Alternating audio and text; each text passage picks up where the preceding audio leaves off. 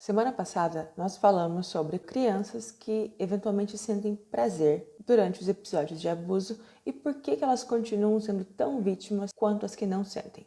Essa semana, a gente vai falar sobre o assunto que é correlato a esse. Quando uma criança passa a ser violada sexualmente por alguém que ela ama muito, diferente do que muita gente pode pensar, ela não vai automaticamente pegar pavor dessa pessoa, porque continua sendo o avô querido, continua sendo o pai que dá presentes e que leva para passear. E esse modus operandi de ser uma coisa demoníaca, perversa, assustadora, no contexto dos abusos, e outra pessoa completamente diferente fora do contexto dos abusos, é também uma estratégia usada pelos abusadores, justamente para confundir suas vítimas. Existe uma coisa chamada ritual de entrada e saída que ilustra bem o que eu estou falando, e eu vou dar um exemplo. Uma criança lavando as mãos na pia do banheiro, de repente chega o pai, apaga a luz e começa a mexer nas partes íntimas dessa criança enquanto ela lava as mãos. Aí ele para, acende a luz e pergunta para a filha se ela lavou as mãos direito. Dá um beijinho na cabeça dela, sorri e sai. Quem assistiu o filme Amigo Oculto com a Dakota Fanning e com o Robert De Niro vai se lembrar que algo parecido acontecia lá. Era como se houvessem dois pais dentro do mesmo pai. Então vocês imaginem quanto isso perturba a cabeça da criança. Porque ao mesmo tempo que é o pai dela, que ela ama, é o algoz dela de segundos antes.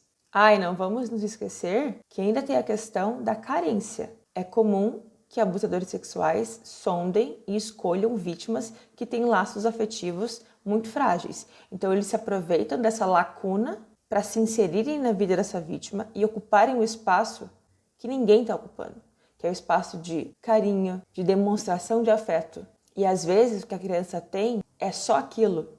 Então ela não tem muita referência do que nós entendemos como um afeto saudável e um afeto problemático. Para ela, o que ela sente com relação ao abusador dela. Vejam só como não faz sentido. Nós adultos cobramos das crianças postura de adulto que nem nós temos. Quando uma mulher ou um homem adulto se vê num relacionamento extremamente tóxico, qual que é o cerne dessa relação? É justamente essa ambiguidade de sentimentos, medo e amor, e apego. E a princípio, assim espero, ninguém entende ou deveria entender uma vítima de relacionamento abusivo menos vítima, porque ao mesmo tempo que ela tem medo, ela ama. Por que a gente espera essa postura das crianças então?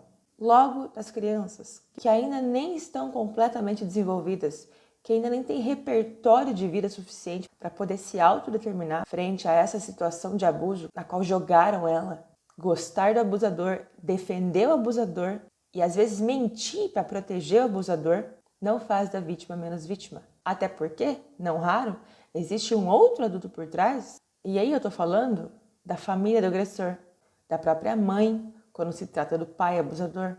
Ou seja, a criança é pressionada por todos. E a última pessoa com a qual se preocupam é ela. O que não é nenhuma surpresa, né? Isso é só adulto sendo adulto. Só olha para o próprio umbigo.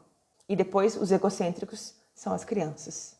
E o grande problema disso é que esses sentimentos ambíguos com relação aos abusadores são usados para descredibilizar a vítima quando ela revela, finalmente, quando esses sentimentos são aventados, como se diz no juridiquês, para questionar a veracidade dos abusos sofridos, sob a alegação de que tanto é mentira que ela continua gostando do pai, do padrasto, do avô, do tio. Mas isso é uma grande falácia. Não é assim que funciona. Eu já cansei de receber relatos de vítimas que, quando revelaram os abusos para suas famílias, foram exaustivamente atacadas porque não se comportavam. E aqui nós caímos no mito do monstro.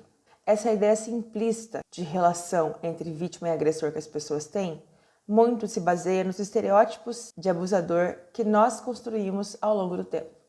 O abusador infantil é sempre visto como um demônio, como um monstro. Só falta realmente ter chifre e rabo. Só que não, gente. Ele é uma pessoa completamente comum, assim como você. Não tem nada de especial. Como eu costumo dizer, ele não vem com uma tarja de identificação na testa. E é justamente essa invisibilidade social que dá a ele o trunfo de ser defendido descaradamente por todo mundo quando os abusos vêm à tona. Porque aquele homem jamais, olha para ele, Ele nunca faria isso. É muito mais provável que a criança esteja inventando, que ela está sofrendo alienação parental. Então não se esqueçam, sentimento positivo de uma vítima por seu abusador não é, nunca foi e nunca será critério para afirmar ou para sugerir que ela não sofreu abusos. E fica aqui uma dica de conteúdo para vocês consumirem e verem como isso acontece, que é o filme O Conto, que conta a história da diretora do próprio filme. E o grande X da questão toda é que na época que ela foi abusada sexualmente pelo treinador dela, ela acreditava que eles eram apaixonados, que aquilo era um namoro. Ela levou literalmente décadas a entender que tinha sido abusada. Vale muito a pena. Por hoje é isso, gente. Eu espero vocês semana que vem. Um beijo para todo mundo e tchau!